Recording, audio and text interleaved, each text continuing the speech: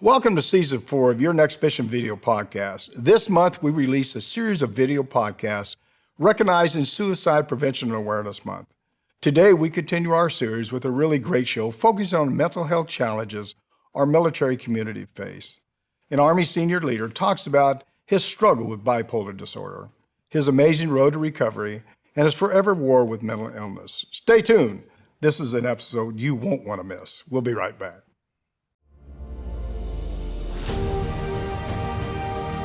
Welcome to Your Next Mission video podcast, where we tell the stories of those who have served in the past and those who are serving today.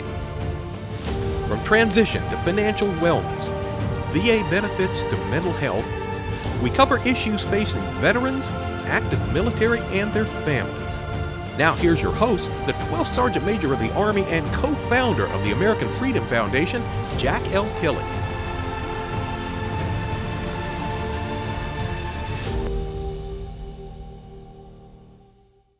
Hello out there, warriors, past and present, and your families. Thank you for your service to our great country. Now, before we get started, I personally want to thank our presenting sponsors, Navy Federal Credit Union, Purdue Global, and USAA for making Your Next Mission happen. They love our veterans and families, and I say it every week, we love them too. On today's show, we will hear a remarkable story about the struggles of living with bipolar disorder, and even more, the remarkable story about recovering from it. I'm excited to introduce Major General retired Dr. Gregg Martin, a 36-year Army combat veteran, West Point graduate, bipolar survivor and thriver. He's the author of Bipolar General, My Forever War with Mental Illness. Sir, welcome to the show.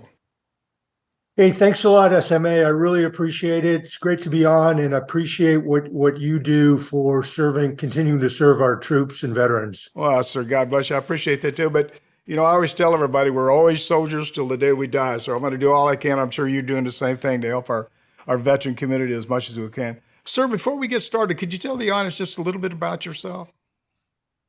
Yeah, I'm really fortunate. Was born in the Boston area, a terrific family. Had the privilege of achieving many big things in my life.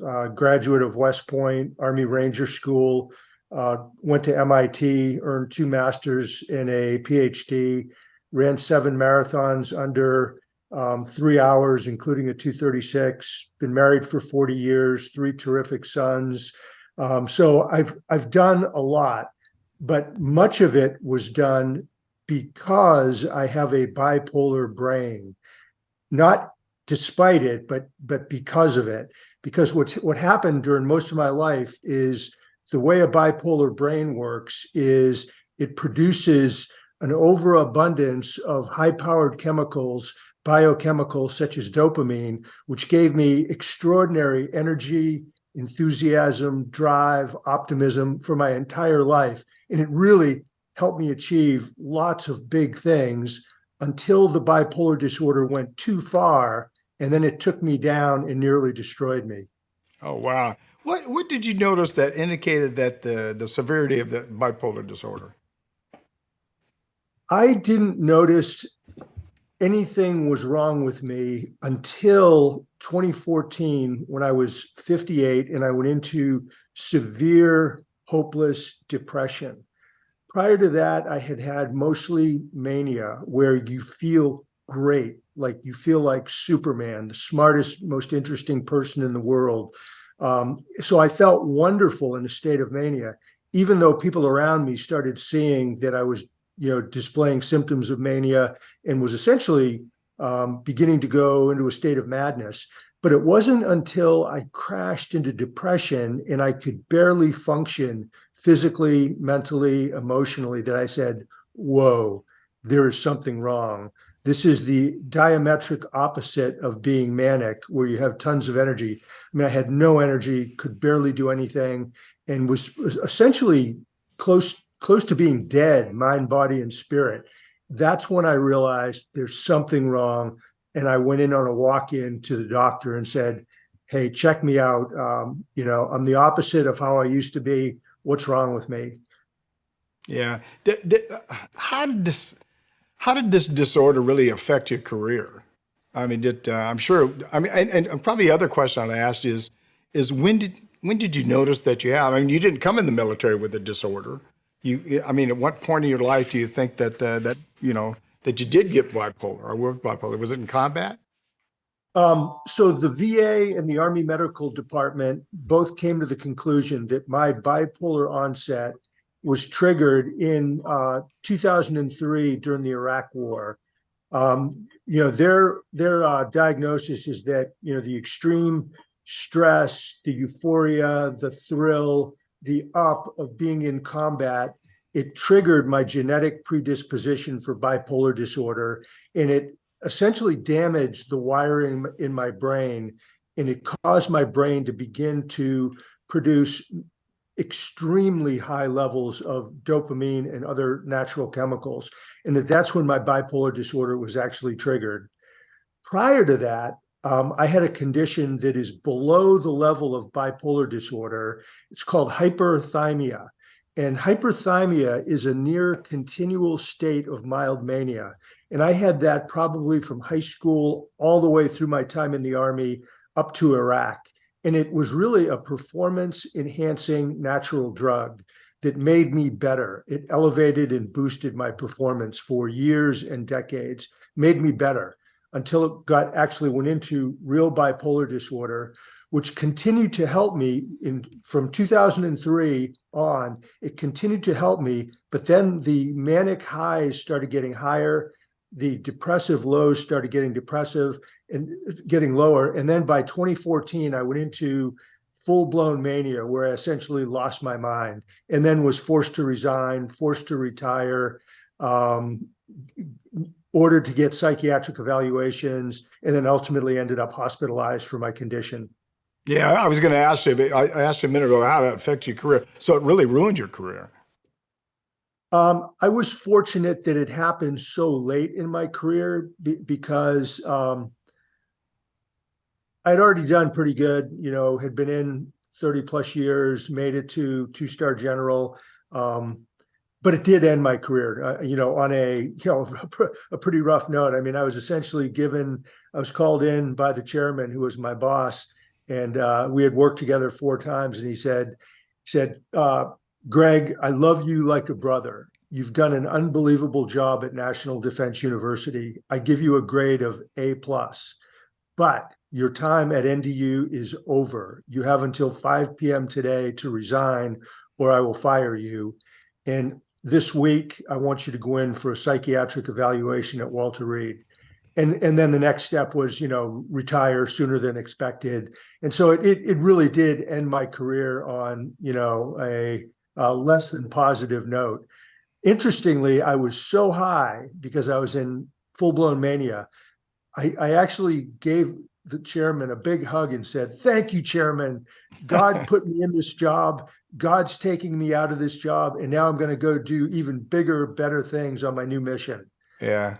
Have you talked to the chairman since you got out of the service? Yes, I have. And, I'm sure you know him as a. Oh, yeah. I've known him for years. Yeah. He's, fabulous leader. We got along great. He wrote the foreword for my book, and he wrote a really fantastic foreword, explaining the situation and what happened and the whole story from his perspective. So it's really it's a great read. So, the guy that hired me is the same guy who fired me. And then he wrote a great foreword at the beginning of the book. Yeah. Hey, you said you went to Walter Reed a couple times to get some psychiatric examinations. What was their outcome? I mean, did they identify you with bipolar? No. I went in July 2014, which is the month that I got removed from command. And 3 times, 3 separate evaluations with different doctors, they evaluated me and said, "You are healthy, you're fit for duty, there's nothing wrong with you," which was completely wrong. I was in a raging state of mania, and they didn't pick it up. And that sounds a little hard to believe. They didn't identify anything, any issues at all? Nothing. And one of the head psychiatrists even said in his report, General Martin is the most emotionally stable flag officer I've ever seen in my career. Wow. And what I believe happened is that they failed between the medical community and my chain of command. They didn't exchange information. So in other words, the chairman's office, I do not believe ever sent the information over to the medical people, and the medical people never reached over to the chairman's office and said, hey, why did you send him to us? So, I mean, there were dozens of anonymous complaints from people at National Defense University saying, essentially, we think Martin has gone crazy. Here's his bizarre, over-the-top behavior, and we think there's something wrong with him. And that's what caused the chairman to really remove me at the end of the day. And I don't think any of that material ever made it to the doctors. Did anybody ever, this is a crazy question probably, did anybody ever counsel you, or was the chairman your direct supervisor? He was my senior rater, but so I had the J7, who was a 3-star Marine. Yeah. He was actually my day-to-day supervisor, but it was clear that the NDU is the chairman's university. He took great interest in it. But if I had a problem or something I needed, or day-to-day work, I would go to the J7, who was a 3-star. Did you ever talk to him about the issue at all? Well, I didn't know I had bipolar disorder. Well, I know, but he never called you in and say, look, there's some, because you told me once before that somebody that they did register complaints or something like that with you. Yeah. Yeah. Yes. So the 3-star called me in, and this was about a week or 10 days before I got removed. And it was basically a counseling session. And he said, hey, people think you are, overly enthusiastic, overly aggressive, like a bull in a china shop, and you're more like a football coach than you are like a university president. And you're dealing with high-level ambassadors, other flag officers, senior executive service, and they think your leadership style and behavior is inappropriate in that environment. And so he basically counseled me and said, back it off, slow down at your throttle and start acting more like a 2-star general and a university president. And then he said, well, what do you think about this feedback? What's your reaction? And I told him, I said, this school has been behind the 8 ball for years. It's kind of a backwater. It's a good old boy network. People don't want to change. They don't want to transform. They're resisting the guidance that you and the chairman and I have been putting out, trying to make it a better school. And so they're resisting me tooth and nail. And so I have to be aggressive. And besides that, your predecessor and the chairman said, go in and break China. The NDU needs to be, really shaken and woken up. I said, so, that's what I'm doing. And, if it's too much and I'm acting too much like a football coach, I will back it off a little bit. But I mean, it's a tough place to lead because everybody is so comfortable and cozy and set in their ways. They don't want to change anything. So that was the nature of the conversation. Yeah. You would think that at a senior level like that, everybody's doing their own job, doing their own thing, and really, they're not really watching you. And quite frankly, if he wasn't in the Pentagon, maybe if he was at a divisional level or something else, they would just think you're just full of piss and vinegar and just want to do a good job and get the job done, which is ironic. If just looking back on that, what do you think the chain of command should have done? Should they have reached out to Walter Reed and talked to him a little bit? Or could they, I guess? I guess they could have. So I think even though I had serious bipolar disorder during the full 2 years that I was at NDU, nothing I didn't know I had it. It was unrecognized, undiagnosed. But as people around me started noticing things, it slowly started getting stronger and stronger, my bipolar disorder, in particular mania. And people started grumbling and making comments, but it was below the surface.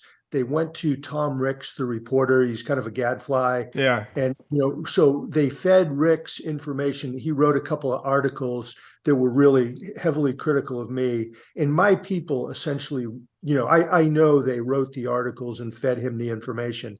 And so those hit his blog and everything. But the people in the Pentagon said, don't worry about it. Ricks is just a gadfly. He's a pain in the butt. He writes articles about all generals. He's written articles about me. I don't pay attention to them. Don't let it bother you at all. Just keep doing your job, keep doing what you're doing.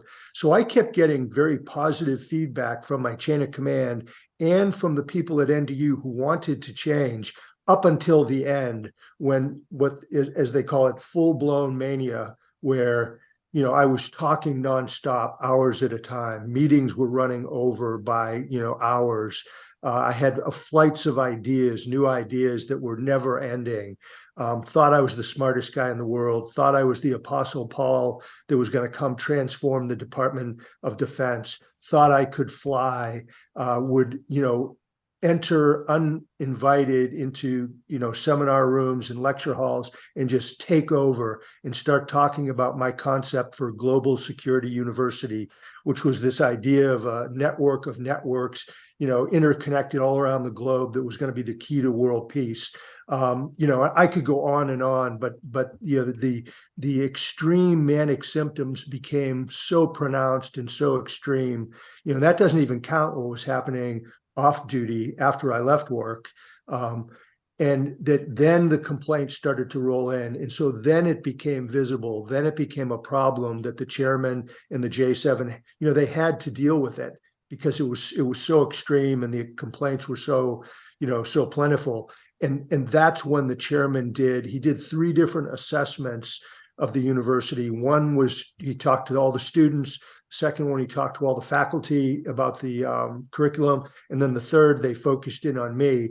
And then out of that came his decision to remove me from the command. But again, it wasn't until, the very end that my symptoms were so strong that it was obvious something had to be done. And then something was done. And, the chairman took exactly the right action, pulling me out of there, giving me an order to get a psych eval, and, putting somebody else in charge. Well, you said something a minute ago that caught my attention. What about when you got off of work? Was it, what happened then? So when I was in this extreme full-blown mania, where my energy levels were literally through the roof, and my brain was going a mile a minute. I couldn't sleep. I went about 3 months with virtually no sleep at all, and I didn't need any sleep. But I would come home from work, let's say 6 o'clock, and we're at Fort McNair, beautiful place, nice patio. So a bunch of the people on the faculty and in the staff of NDU who were on board with General Dempsey's mandated changes, and they supported me 100%. Typically, they would come over, and I would have the enlisted aide would make a bunch of hors d'oeuvres and stuff to eat, and everybody would sit around out on the porch, the patio, overlooking the Potomac Channel. And I would go out and do my second PT of the day. So I do PT in the morning, then I do it again at night. So I do PT. And, we'd have a cooler full of beer, and I'd come back from PT. There'd be a bunch of people there, and we would talk about the job, the university, how to implement change, how to get people to buy into the vision, et cetera. We'd be drinking beer, eating food. And then my drinking went up. So, a couple beers, a gin and tonic. Then we'd invariably break out a bottle of scotch. We'd drink scotch, we'd smoke cigars, we'd talk, and that would go on till 9 or 10 o'clock at night. And then usually I would have, my brain would be flooded with ideas, and I would send out dozens, if not 100 emails and text messages, 9, 10, 11 o'clock at night, and I would send them to all kinds of people. All over the world. And I would CC, like if it was a note from me to you, I would CC everybody else that I thought would have an interest in this, who could pile on and help me transform National Defense University. So I would do that till 10, 11 o'clock at night. I would have a briefcase full of work that I brought home, and I would usually begin to do that, but then I would get distracted by more ideas. Then about midnight, I would try to go to bed. I'd lay down, couldn't fall asleep. So I would get up and I would go out and I would, go to the gym. I would walk around the university campus. I would go in the buildings. I would lift weights. I would get on my bicycle and ride my bike all around Washington, D.C. in the, the dark of night after midnight. And I would have hallucinations that as I was riding my bike, I would lift up off of the ground and I would fly along and see myself down below pedaling. And so that was a pretty severe hallucination, one of several I had that I, could fly. And then finally I'd come home and it would be, wee hours of the morning, and I'd probably, think, read, do some more emails, and then I wouldn't go to sleep because I couldn't sleep because I was so manic. And then I would get up and do PT. Did you have a short fuse? Did you have a short fuse? I mean, was it easy for people to upset you, or did you get upset pretty easily? I would say I would get probably yes, but at work I was pretty cool. I never blew up. I never yelled at people.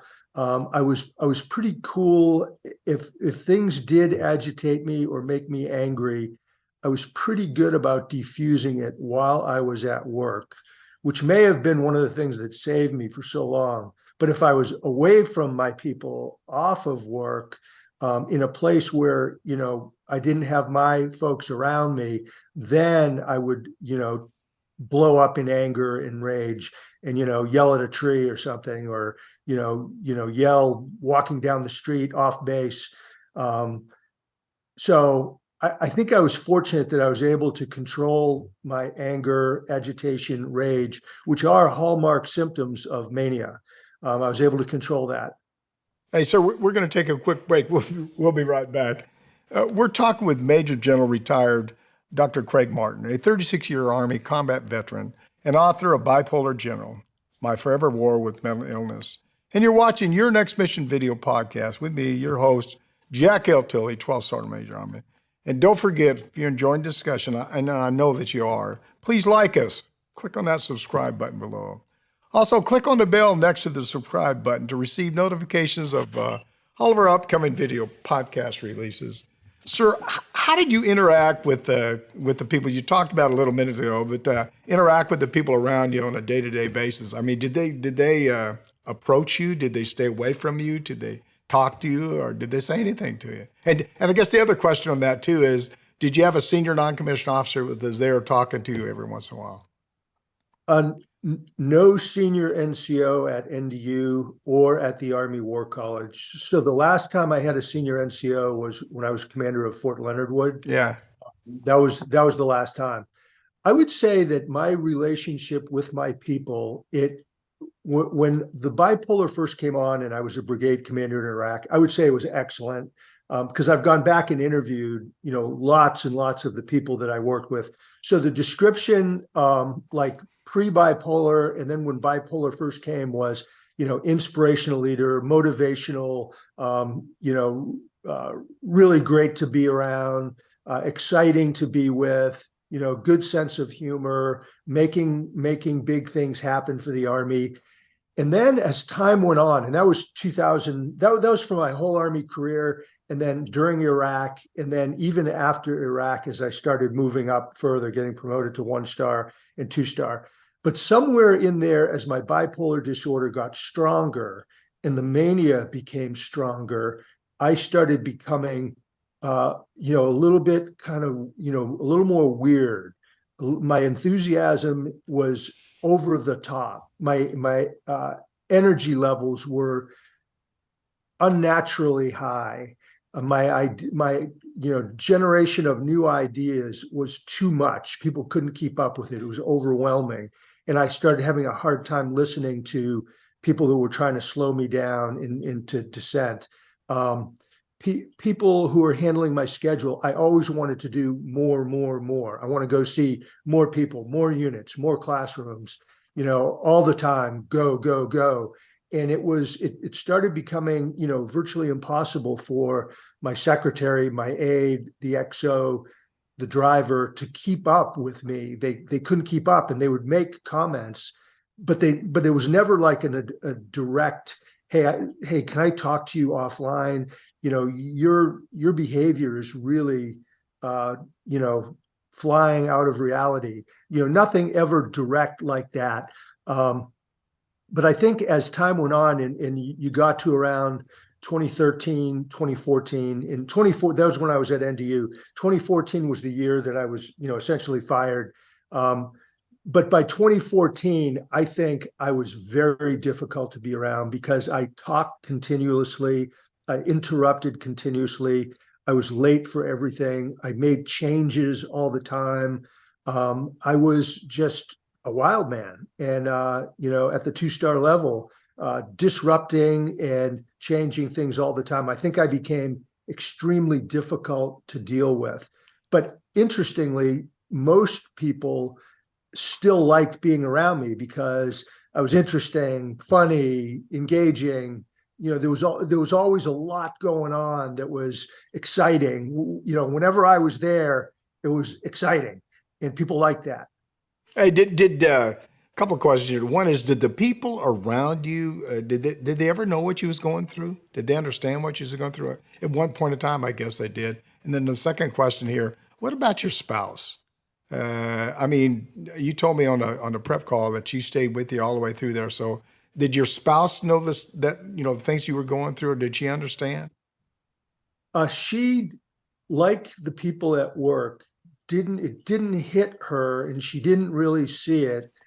And then it was like a baseball bat hitting her until the end. So this idea of going into full-blown mania is a threshold that once you cross, everybody notices it. Yeah. And so then she did. But she writes a really good piece in the book. It's a family piece where everybody writes. My sons and my wife each write a little piece about their perspective. But when she met me as a second lieutenant, I had very high energy, enthusiasm. That's how I was, and she liked that. And that was one of the things that attracted her about her to me. And then this hyperthymic condition, it inched upward from little by little, year by year, decade by decade. I started getting my low-level mania started getting higher and higher and higher. Then I went into bipolar disorder, but she didn't know I went into bipolar disorder. She's not a doctor. Nothing was so noticeable or so radically different that she said, wow, there's something wrong. Although in retrospect, she can look back and say, oh, that event, when you came home from Iraq, or when you were a 1-star, I saw this and that were really unusual. Or when you were at the Army War College or Fort Leonard Wood, you did these things, or you were behaving this way. And now in retrospect, those were indicators that you had bipolar disorder, but I didn't see it. I couldn't sense it at the time. And she likened it to when you put a frog in a pot of water and you put the heat on under it. The frog doesn't feel anything until the pot's boiling over. And the pot didn't boil over for me until I was at NDU in 2014. And that's when she said, yeah, there's something really wrong. Do you think that it's prevalent throughout the military? Bipolar disorder is prevalent throughout the military? Do you think there's a lot of it? I have no idea what the percentage is. Do you think it is in the military? Yes. I think there's much more bipolar disorder in the military than anybody is aware of or talks about. And I can tell you why I think that.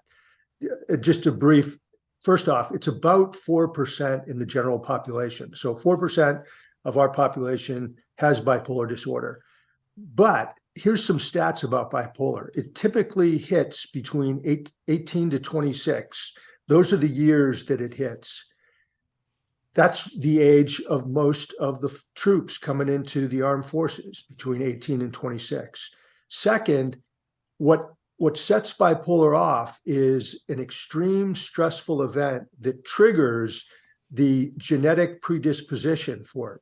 Well, our cohort of troops in all services, they come into the military and right away they're hit with high stress, a very, very high stress life. So the chances of that genetic predisposition getting triggered is higher in a military population than in a, just a civilian population that's just doing, not that stressful things.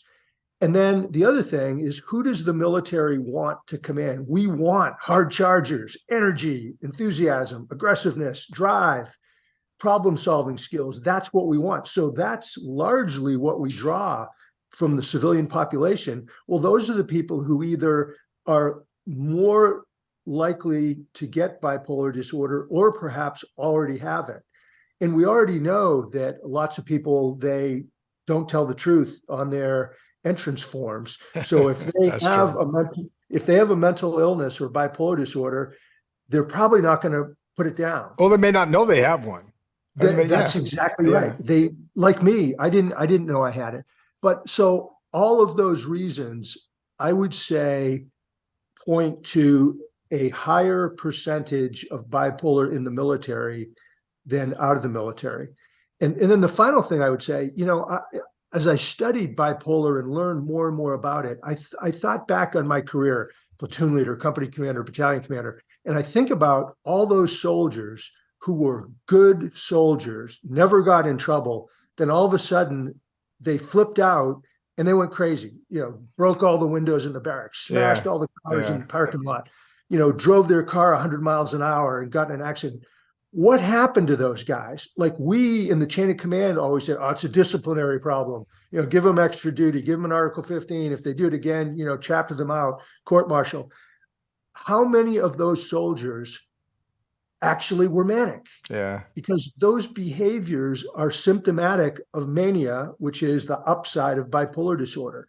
And I actually wrote an article, and I believe I put it in the book, that every case of misconduct in the military, they should at least consider the possibility that the soldier went manic.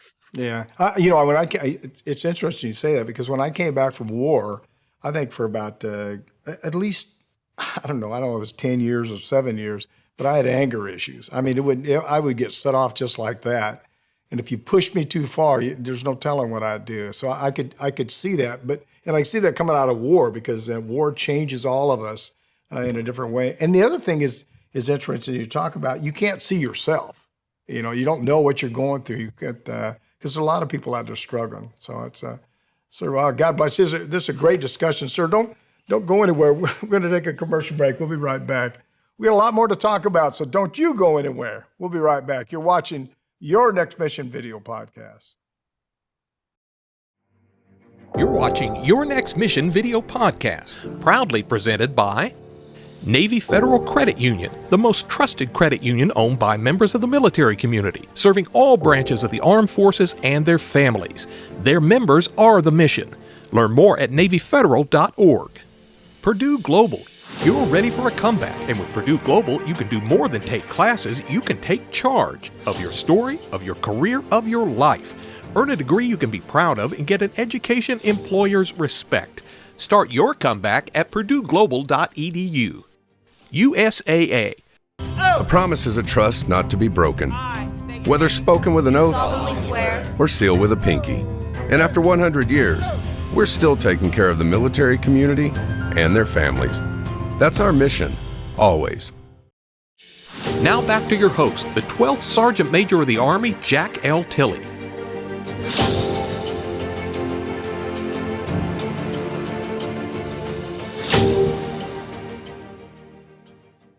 Welcome back. We're blessed to be here today with Major General retired Gregg Martin, a 36-year Army combat veteran, author of Bipolar General, My Forever War with Mental Illness. And I want all of our viewers to reach out to me directly. Tell us what topics you'd like to cover on the show. Remember now, it's not my show, it's our show. You can call or text me at 844-424-1134, and I'll reach out to you. Or send me an email at SMA Tilley at yournextmission.org. Sir, we're heading into our final segment with you today, and I hope you've enjoyed it just as much as I have. In this segment, though, I want to focus on your recovery. That had to be incredibly difficult. How'd you get through it? The recovery was tough. I went from that mountaintop experience, the peak of full-blown mania, and then I was, fired in July 2014. And then I spiraled and crashed into hopeless, dark depression with psychosis, which is a combination of hallucinations and delusions. And I crashed. And then finally, in November of 2014, I got the right diagnosis after the 3 previous wrong diagnoses. They diagnosed me with bipolar disorder type 1 with psychosis. And, that was the main diagnosis, but also PTSD and anxiety disorder. But the big one is bipolar. I went through 2 years of bipolar hell, no energy, psychosis that I was being spied on, arrested, put in jail, murdered, stabbed to death, dying in a pool of my own blood. I had that over and over and over in my head. I had another one where this invisible force would grab me and throw me underneath a fast-moving 18-wheeler, which would essentially rip my arms and legs off, and they'd go flying out to the side. So I had these what they call passive suicidal ideations continuously for 2 years, and it was miserable. I had no energy, could barely function, no interest in anything. All the things I used to be interested in, I wasn't interested. I couldn't concentrate. I didn't want to see people. I didn't want to talk on the phone, didn't answer emails, didn't answer texts, didn't want to go outside. It was miserable. Every night when I would go to bed, that would be the high point of the day. I would just say, Lord, thanks for my great life, but I hope I don't wake up in the morning. I pray I die. My family, my wife, everybody would be better off with me dead.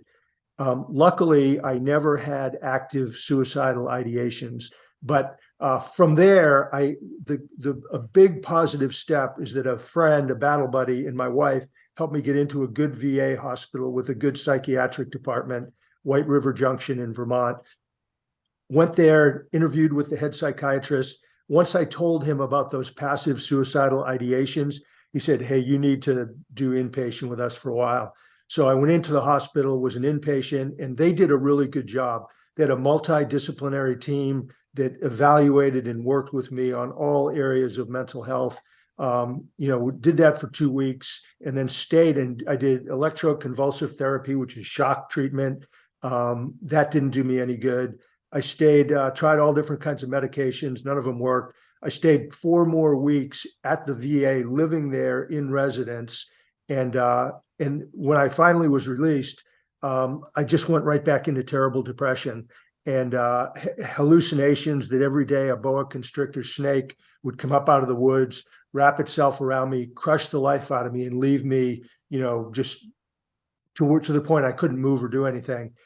And finally, my wife in the summer, she called my doctor and said, "Hey, this isn't working. He's not getting better. You need to try stronger medicine." And so we talked about it, and they decided to prescribe lithium, which is a natural salt that's harvested right out of the earth. And so there are downsides to it, but we decided let's try lithium. And within a few days, my depression lifted, the psychosis lifted. What the lithium did is it built like a roof inside my brain, so I couldn't bounce into mania, and it built a floor so I couldn't sink down into depression. And I started getting my life back, and we moved to Florida for the warmth, the sun, the brightness, and that had a positive effect. And then over the next 7 years, which it was 7 years ago that we moved down here, I've had a program. It's a journey of recovery because bipolar never goes away. It's a chronic disease. You have to manage it for your entire life, take medications and everything. But basically, my recovery process was, number one, you have to get the right brain chemistry, which I got that from the medication. Number two, you need healthful living, diet, exercise, sleep, water, low stress. The third big thing you need to do is what I call the 5 Ps: people, purpose, place, perseverance, and presence. And so by people, you need to, and we've done this in Florida, surround yourself with a group of happy, energetic, fun people. Number two, purpose. Find a mission, a purpose that's bigger than self, that serves others, that really gives you a reason to live and get up every day. Third is place. Live somewhere that is healthy for you, that enables you to do what you want to do. Fourth, perseverance. You have to have the will to win because you're going to get knocked back hopefully you won't have a relapse, although 50% of bipolar people do have a serious relapse. I'm lucky. I've had 3 near misses, but no relapses. So you have to have the perseverance to keep fighting, to get up, keep going. And then presence, which is this idea of getting outside of your own head, because a lot of times what we think in our own mind is wrong, or it's inaccurate, or it's distorted. For example, I may have a paranoid delusion that somebody is talking bad about me and wants to hurt me. Well, the reality is when I get outside of my own wrong thinking, that person's probably not even thinking about me at all. Yeah. I'm probably the last thing that they would even think about, let alone think something bad.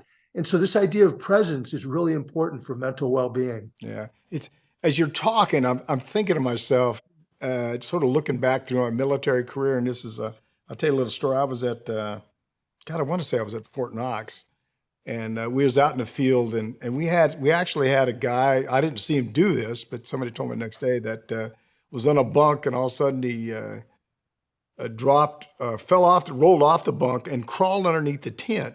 He said there was people out there trying to kill us. And, and all the NCOs had sort of laughed about that a little bit, thought it was pretty funny, but I'm sure that that's a great example of not knowing what to look for and identifying what those issues are. What advice would you give to a commander and senior NCO about, really now, how to identify the symptoms associated with bipolar disorder? Well, I think, the overall military and the society, all the way down to squad level, need to have an education and a training program that identifies what are the symptoms of the most common mental illnesses and mental conditions. So for the military, the most common conditions are, depression, PTSD, traumatic brain injury, bipolar disorder, moral injury, and survivor's guilt. Those are the most common.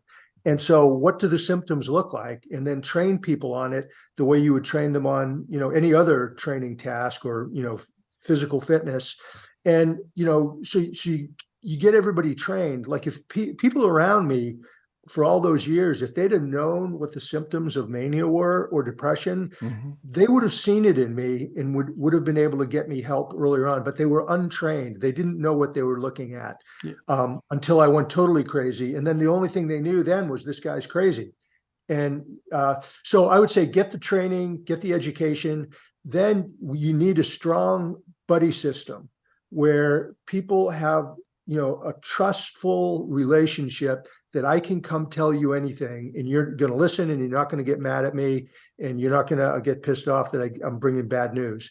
And then you have to you reduce the stigma and build the trust among the troops that if someone thinks I'm having a problem or if I think I'm having a problem, I can go to a very low level mental health specialist, down at a low level. So it's not way up high, but I'm told they do have them now at battalion level, that you have therapists.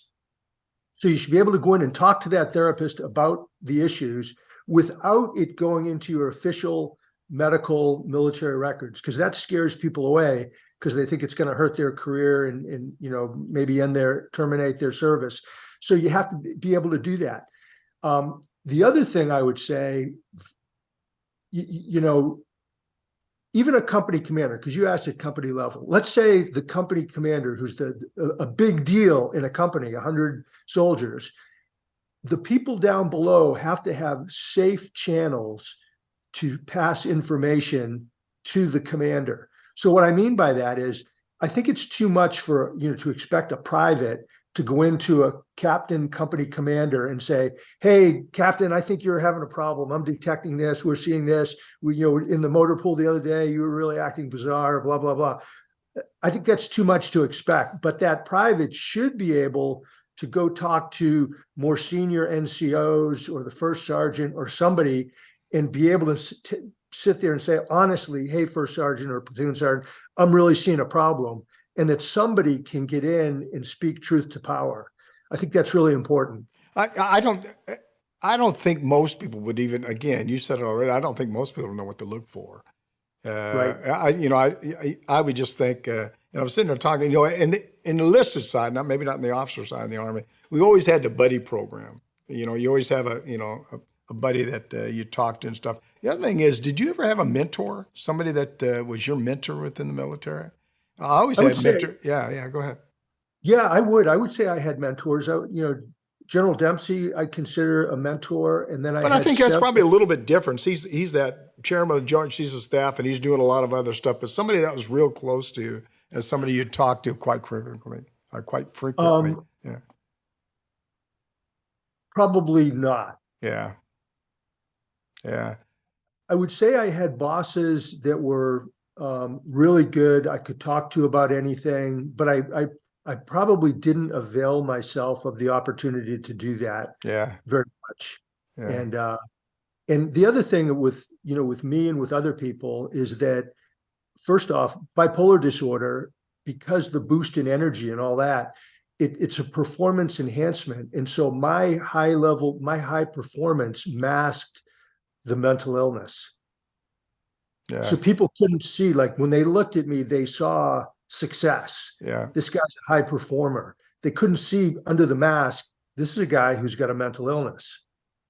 Wow. We talked the other day, you said that, you said a minute ago, 3 to 4% you think people in our country have bipolar. So that's about 30,000 in the military, I guess, is what we determined. Right. That's unbelievable. Have you ever went back to the military, maybe to Walter Reed or some of the hospitals, and try to talk to people, say, look, this is what I have, this is what happened? Because you wasn't helped or didn't identify the issue until you got out of the service. Did you ever go back and talk to some of the medical facilities there about your issues there? I actually got a wonderful opportunity to speak 2 years ago by the Surgeon General of the Army. So he was a 3-star. And so I gave my talk, told my story in gory detail to the Surgeon General and all of his senior leaders. So all his other generals, colonels, SESs, sergeants major. And so that was a crowd of over 100 people that I laid it all out to them. And so I would say that was my most profound time to give them that feedback. I think it's going to really pick up, at AUSA. AUSA is actually co-publishing my book with the Naval Institute. And so I'm going to be a speaker at the AUSA convention. They're going to have a big book signing thing. And then I'll be there for 3 days. And then a month later, I'm going to be on the AUSA radio podcast, I guess they call it. And so I think that's going to really spark a lot more interest in the Army when I give those talks. I almost think you ought to put out a couple of articles in the AUSA. They put Early Bird or whatever articles out there, so it gets to more people. Also, the Stars and Stripes, maybe put an article in the Stars and Stripes. Any kind of literature, any kind of information that you can put out there that'll really educate people about bipolar, because I don't think really most people don't even think about that. So, sir, you've made it your life work to educate people about bipolar disorder and help stop the stigma, that promote healing and save lives. In addition to writing papers and giving speeches, you wrote a book called The Bipolar General, My Forever War with Mental Illness. Would you talk about your book? Yes. A few years ago, I got the inspiration to write my story down, and I just started writing, and it was that sort of flowed out of, in Cocoa Beach, telling my story verbally to like all my friends, all the people I knew at the gym, etc. So I told my story verbally, then I started writing, and I wrote practically every single day for a year.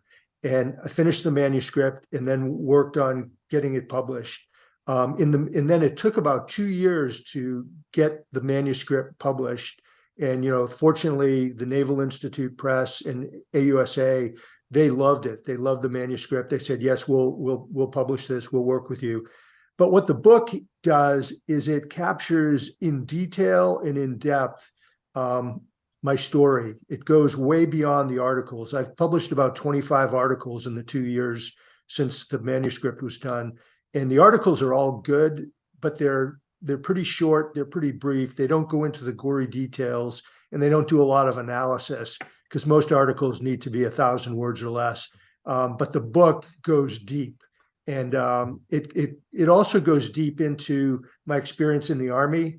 I was in the Army, in the field Army from 1979 to 2015. And, that was an interesting time to be in. I mean, the Army was doing a lot of stuff. Yeah. You had the Cold War, all these little wars, all this, operations other than war.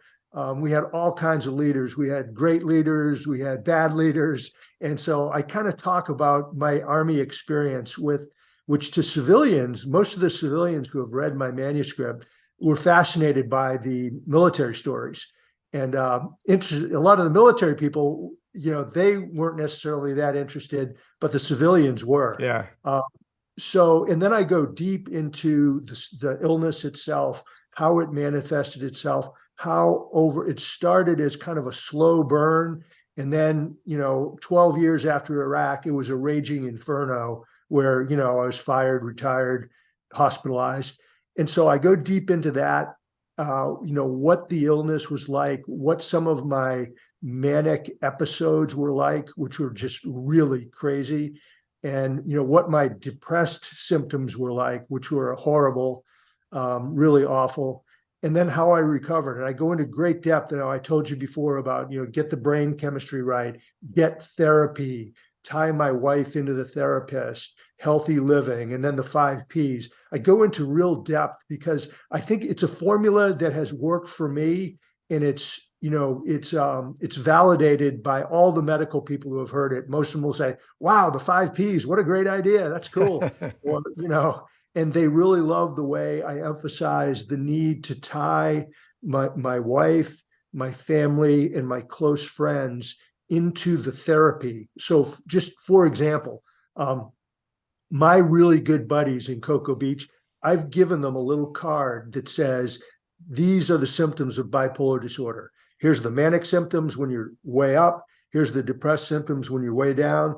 Here's what psychosis looks like. I went over it with them and said, now keep this card. And if you see me go into one of these areas, talk to me and Maggie and say, hey, warning signs. We're seeing Gregg starting to go off the rails. And so there's a lot of real practical knowledge for people who may have a mental illness, the friends and colleagues of someone with potential mental illness, and caregivers. So there's a lot in it for people, nurses, doctors, psychiatrists. They can all draw on, what I have to say. In fact, I told the story. I went to the Global Bipolar Conference a few weeks ago in Chicago and was one of the keynote speakers. And I basically told my story, and standing ovation. And afterwards, the guys that run the conference said, that is the first standing ovation we've ever seen at one of these conferences. It just doesn't happen. Oh, congratulations. With doctors and stuff. So I think there's a lot in there for a lot of different kinds of people. Yeah. Hey, sir, this is such a great subject, and you're doing you're doing a tremendous job on this. Sir, can you give us a website or an email where anyone who's struggling with bipolar disorder can reach out to you? Yes. Website? Please reach. Yeah, go ahead. Yeah, the website is www.bipolargeneral.com. And Bipolar General is one word, but yeah, that'll get you to my website. Lots of articles that are short. Many of my talks and interviews and podcasts are on there. And then my email address, and feel free, anybody, reach out to me. I get emails on a regular basis. I answer every one of them, but my email is greggmartin79@gmail.com. So GreggMartin79@gmail.com. But yeah, let's keep the conversation going. Okay, sir. Hey, sir, first of all, let me tell you that it's been great talking to you, and I'm really glad that you're doing so well now. It's nice that the VA or your friend helped you out, get focused on the VA, and they went in there and helped you out. It's such a subject, and I know we have people with bipolar disorder in the military. Just looking back at my military career, I just think of people right now that probably had that. Any final thoughts? Anything you want to share with the audience? Anything maybe you missed that you think it's that you want to share with the audience here today? Sure. mental illness affects everybody, virtually 100% of the global population, because 20% of the people in the world have a mental illness right now. They're afflicted. The other 80% are affected, meaning their family, friend, work colleague, caregiver, whatever. So 100% are touched. So this is a story really for, everybody. And the thing about mental illness, it can absolutely destroy your life. It could have destroyed me. Bipolar disorder generally oftentimes ruins families, careers, marriages, finances.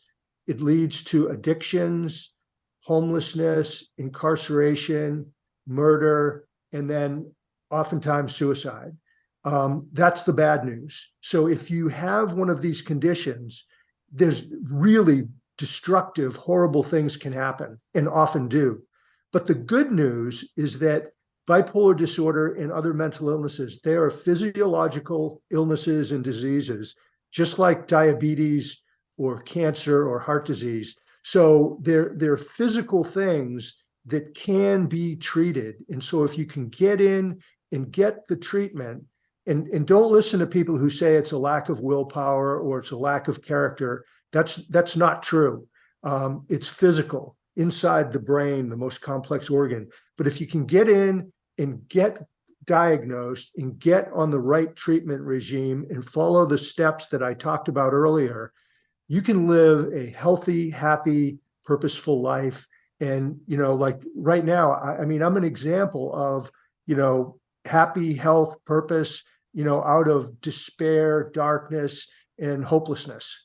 So you can do it. You just have to go do it. There you go, sir. Well, sir, first of all, let me say before we stop the show here, thank you so much for, of course, serving our country for a long military career, 36 years. And thanks a lot for coming on the show and talking about bipolar disorder. This is great that you're sharing that information. If I can ever help you in a way, please reach out or you give me a holler, shoot me an email, do something, and I'd certainly love to help you in any way I can. So thank you so much for being on the show. It is really an honor and a privilege, and thank you, SMA. I appreciate what you're doing, continuing to lead Soldier for Life. Hooah! Hooah! That's what I'm talking about. Thanks to Major General retired Dr. Gregg Martin for being with us today. I'm Jack Tilley, 12th Sergeant Major of the Army, and you've been watching Your Next Mission video podcast, and thank you for watching today. Please visit our website at yournextmission.org and leave me a review. I always say I hope it's a good review, but if it's a bad one, it would make us better, then certainly give me one. You can also visit our nonprofit and corporate partners where you can see all the jobs and services that are available that will assist you in your transition from the military. Please know we want to assist you any way we can. I always like to say that twice. Please know we want to assist you any way we can. You can follow me on all my personal social media pages, Facebook, Twitter, Instagram, YouTube, LinkedIn, and Rumble. And if you enjoyed this discussion, I know that you have, with Major General Martin, please like us. Click on that subscribe button below. And also, don't forget, click on the bell next to the subscribe button to receive notifications of all of our upcoming video podcast releases. We want to hear from you. Please leave me a message or send me a text at 844-424-1134 or send me an email at smatilley@yournextmission.org. Thanks again to Major General retired Dr. Gregg Martin for joining us today. It was just great having him on the show. And as the General was talking today, I was thinking about all the people in my military career that I've worked with, that I've seen, and that probably had some kind of bipolar disorder. And I tell you the truth, I was really thinking about myself too. All of us have scars, all of us have issues, all of us have things that we struggle with each and every day. But I just want to tell you, people like General Martin and hopefully myself, and it will be myself, we're here to help you any way we can. So never think that you're alone. We're all part of a family. We're all part of a team. So if you got a problem, we got a problem. So just reach out to us. I hope you have enjoyed our series of this video podcast this month and recognize Suicide Prevention Awareness Month. We tried to bring attention to some of the mental health challenges our military community face. Again, thanks for watching. Thanks to New Mind Studios and, of course, our presenting sponsors, Navy Federal Credit Union, Purdue Global, and USAA. We appreciate all you do for our military. And as always, see you on the high ground. Hooah! You've been listening to Your Next Mission, brought to you by the American Freedom Foundation. Learn more by visiting yournextmission.org.